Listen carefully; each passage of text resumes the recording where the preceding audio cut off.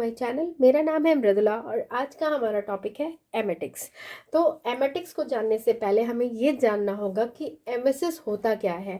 MSS basically हम vomiting को कहते हैं। वॉमिटिंग के लिए जो टर्म है, जो मेडिकल टर्म है, वो यूज़ किया जाता है एमएसएस।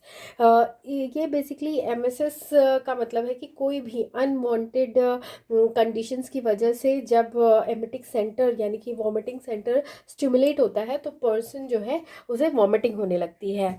तो अब ये पूरी मैकेनिज्म क्या होती है उसको समझने के लिए पहले हम एमेटिक सेंटर को देखते हैं। एमेटिक सेंटर जो है वो हमारे पर्सन के मेडुला ऑब्लिंगाटा में प्रेजेंट होता है और यहाँ पे आपके टू एरियाज होते हैं। एक होता है कीमो रिसेप्टर ट्रिगर जोन, जिसको कि शॉर्ट फॉर्म में सीटी से बोलते हैं, और ये आपको एरिया प्रोस्टिमा में प्रेजेंट होता है। मतलब हमारा जो स्पाइनल कॉर्ड है का स्ट्रक्चर ऐसा है, तो इस वाले रीजन को हम बोलते हैं सीटी जेड। ठीक है। और दूसरा जो है वो है न्यूक्लियस ट्रैक्टस सॉलिटेरियस, जो कि आपका यहाँ पे प्रेजेंट होता है। इन दोनों सेंटर्स पे आपको अलग अलग रिसेप्टर्स प्रेजेंट होते हैं, जैसे histamine receptor, dopamine receptor, serotonin 5-HT, cholinergic muscarinic receptor, opioid mu receptors. तो जितने भी एंटी एमेटिक ड्रग्स हैं वो आपके बेसिकली इन्हीं रिसेप्टर्स पे एक्ट करते हैं, जिससे कि वॉमिटिंग प्रिवेंट होती है।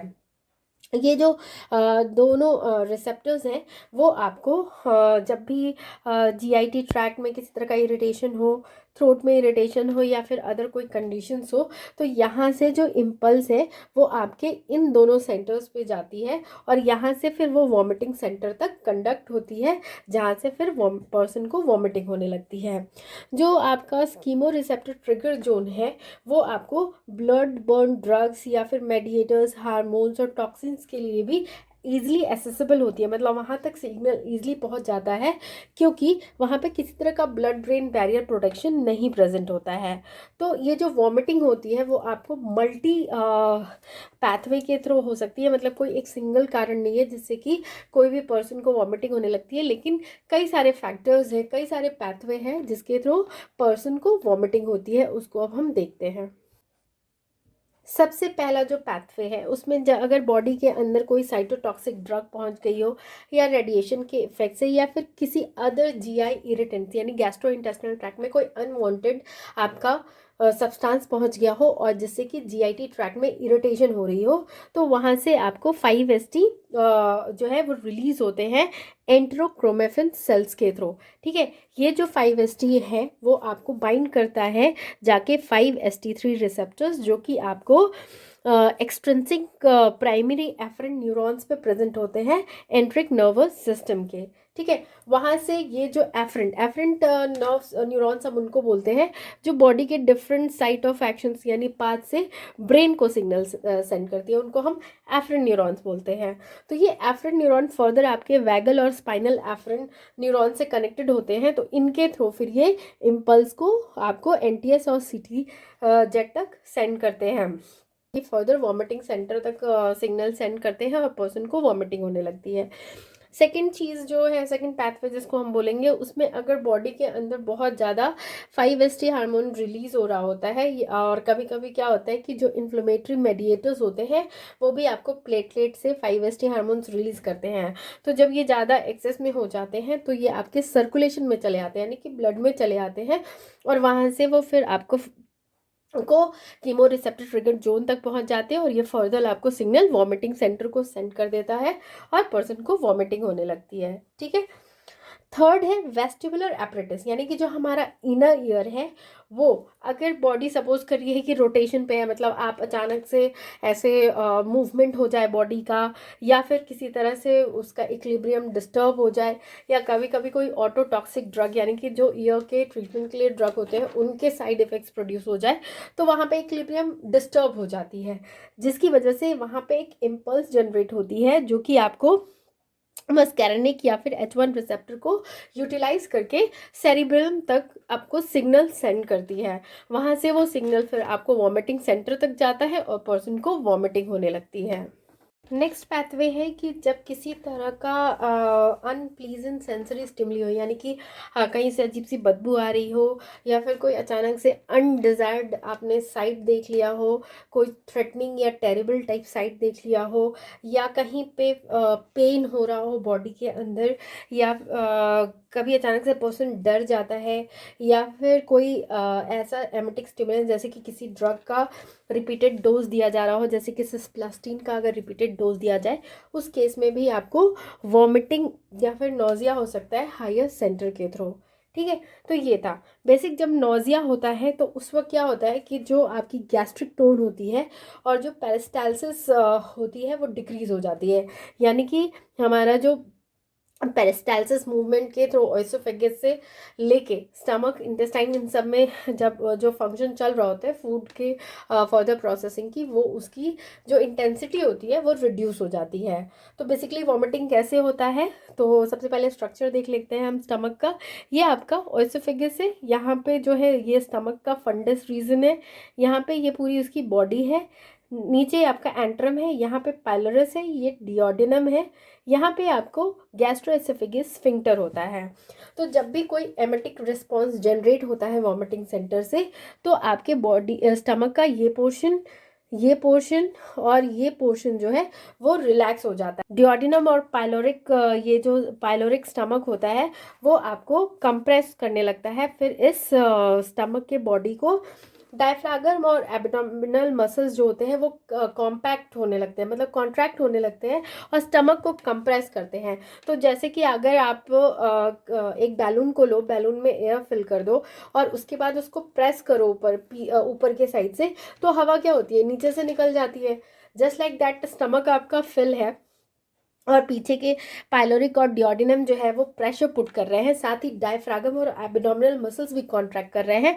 तो जो भी कंटेंट होगा वो आपको ऊपर की तरफ जाएगा, ऊपर की तरफ जाएगा, तो फिर आपका पैथवे यही है कि माउथ से ओएसोफेगस से स्टमक तक कनेक्शन है, तो जितना भी कंटेंट होता है वो माउथ के थ्रू आउट हो जाता है और पर्सन को जो है वो वॉमिटिंग होने लगती है। तो ये हमने देखा, अब इसको थोड़ा फिगर से हम समझ लेते हैं। तो ये देखिए, ये आपका स्पाइनल कॉर्ड है, यहाँ पे जो है ये वॉमिटिंग सेंटर है।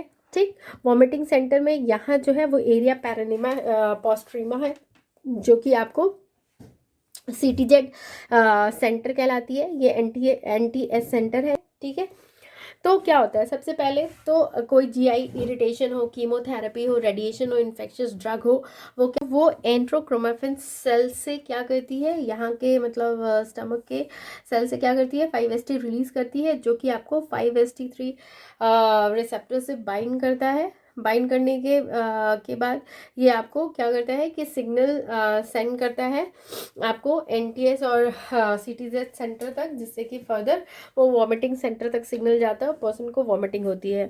उसके साथ ही अगर ये 5-HT बहुत ज़्यादा रिलीज हो रहा हो और साथ ही इन्फ्लेमेशन की वजह से आपको प्रोस्टाग्लैंडिन काइनिन्स भी आपको हिस्टामिन रिलीज कर रहे हो ब्लड वेसल्स में, तो ये भी आपको जाके सीटीजेड सेंटर को एक्टिवेट करता है, जो कि फर्दर आपको वॉमिटिंग सेंटर को सिग्नल सेंड करता है और पर्सन को वॉमिटिंग होती है।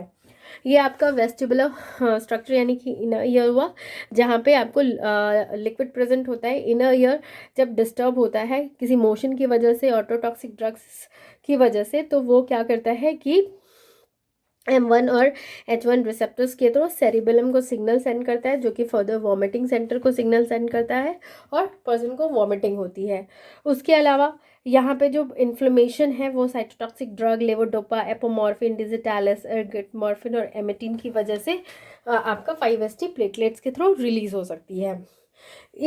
उसके अलावा जो फॉसिस टिकलिंग होती है, यानी कि जो नेक में आपको टिकलिंग इफेक्ट यानी अजीब सा खुजली जैसा इफेक्ट होता है, तो अंदर जो हलक कहते हैं जिसको, वहाँ पे उसकी वजह से भी एनटीएस जो है वो सिग्नल वॉमिटिंग सेंटर को सेंड करती है और पर्सन को वॉमिटिंग होने लगती है। ठीक है, उसके अलावा आपको जो है स्मेल, पेन, साइट या साइकोजेनिक स्टिमुली की वजह से भी कॉर्टेक्स जो है वो सिग्नल सेंड करता है वॉमिटिंग सेंटर को, पर्सन को वॉमिटिंग होने लगती है। तो ये आपने देखा कि वॉमिटिंग किस किस वजह से, मतलब मल्टीपल पैथवे यानी मल्टीपल रीजंस की वजह से पर्सन को वॉमिटिंग हो सकती है। अब हम देखेंगे कौन से ऐसे ड्रग्स हैं जो एमेटिक्स का काम करते हैं, यानी कि जो वॉमिटिंग को इवोक करते हैं। तो बेसिकली एमेटिक्स आपको वो ड्रग्स होते हैं जो वॉमिटिंग कॉज करते हैं या वॉमिटिंग को इवोक करते हैं। ये ड्रग्स आपको CTZ यानी कि कीमो रिसेप्टर ट्रिगर जोन पे काम करती है, या फिर रिफ्लेक्सली यानी कि GIT ट्रैक्ट में इरिटेशन प्रोड्यूस करके या थ्रोट में इरिटेशन प्रोड्यूस करके उसकी वजह से, या CTZ सेंटर पे एक्ट करके वर्क करती है। जैसे एमोमॉर्फिन जो डायरेक्टली CTZ यानी कीमो रिसेप्टर ट्रिगर जोन पे एक्ट करती है, और इपेकाकुआना जो है या तो वो रिफ्लेक्सली यानी कि बॉडी के अदर पार्ट्स में यानी कि GIT ट्रैक में इरिटेशन कॉज करके होती है, या फिर CTZ सेंटर पे एक्ट करके करती है। तो वॉमिटिंग बेसिकली कब इंड्यूस किया जाता है? जब किसी पर्सन को पॉइजनिंग हो गई हो। तो पॉइजनिंग के केस में पर्सन की लाइफ सेव करने के लिए पॉइजन को बॉडी से बाहर निकालना है, तो पर्सन को वॉमिटिंग कराई जाती है। इमरजेंसी केसेस में पाउडर्ड मस्टर्ड सस्पेंशन यूज़ किया जाता है, या फिर स्ट्रॉन्ग सॉल्ट सॉल्यूशन यूज़ किया जाता है। ठीक है, अगर इमरजेंसी है तो। नहीं तो आपके दो ड्रग्स है जो आप यूज़ कर सकते हो। फर्स्ट है एपोमॉर्फिन, जो कि आपको मॉर्फिन का सेमी सिंथेटिक डेरिवेटिव होता है। ये आपका डोपामिनर्जिक यानी कि डोपामिन रिसेप्टर से बाइंड कर देता है, जिसकी वजह से आपको वॉमिटिंग पर्सन को होने लगती है। ठीक है, इसका 6 mg डोज जो है वो IM या SC यानी कि इंट्रामस्कुलर या सबक्यूटेनियस वे में इंड्यूस किया जाता है, जिससे कि वॉमिटिंग 5 मिनट्स के बाद उसके हो जाती है। ओरल डोज नहीं दिया जाता एपोमॉर्फिन का, क्योंकि इसके लिए बहुत लार्ज क्वांटिटी ऑफ डोज की ज़रूरत पड़ती है और इसकी एक्टिविटी काफ़ी स्लो होती है। और अगर किसी पर्सन की रेस्पिरेशन डिप्रेस हो गई है तो उस केस में इसको नहीं दिया जाता है एपोमॉर्फिन का, क्योंकि एपोमॉर्फिन खुद ही एक CNS डिप्रेसेंट और रेस्पिरेटरी डिप्रेसेंट का काम करता है, मतलब वो रेस्पिरेशन और CNS को डिप्रेस करता है। सेकेंड जो ड्रग है वो है इपेकाकुआना, जो कि आपको ड्राइड रूट होती है सिफिलिस इपेकाकुआना की। बेसिकली आपको एमेटिन होता है और इसको ये सिरप इपिकैक के रूप में यूज़ किया जाता है, जिसमें एडल्ट का डोज 50 to 30 ml होता है, 10 to 15 ml होता है चिल्ड्रन का, और 5 ml होता है इन्फेंट्स का। ये आपको गैस्ट्रिक म्यूकोसा को इरिटेट करके वॉमिटिंग इंड्यूस करती है, या तो फिर ये CTZ पे डायरेक्टली एक्ट करके करती है। जितने भी ये आपको एमेटिक्स हैं, मतलब जो वॉमिटिंग कॉज करते हैं, उनको कुछ कंडीशंस में नहीं देना चाहिए। जैसे अगर एसिड या एल्कली पॉइजनिंग हो रखी हो तो नहीं देना चाहिए, क्योंकि वहाँ पे क्या होता है कि रिस्क परफोरेशन का, यानी कि जो गैस्ट्रिक या इसोफेगल म्यूकोसा है उस और ज़्यादा इंजर्ड हो सकता है, उसमें और भी ज़्यादा उसमें छेद हो सकते हैं, होल्स हो सकते हैं, और वो और फर्दर डैमेज कर सकता है। CNS स्टिमुलेंट ड्रग पॉइजनिंग में भी नहीं दिया जाता है, क्योंकि इसकी वजह से कन्वल्शंस और ज़्यादा पर्सन में हो सकते हैं। अगर केरोसिन यानी कि पेट्रोलियम पॉइजनिंग हो रखी हो तो पर्सन को नहीं दिया जाता है, क्योंकि उसमें चांसेस होते हैं कि जो लिक्विड है वो फिर आपके नॉस्ट्रल्स वगैरह के थ्रू पूरे ब्रोंकियोल्स तक पहुंच जाएंगे, लंग्स को डैमेज कर सकते हैं।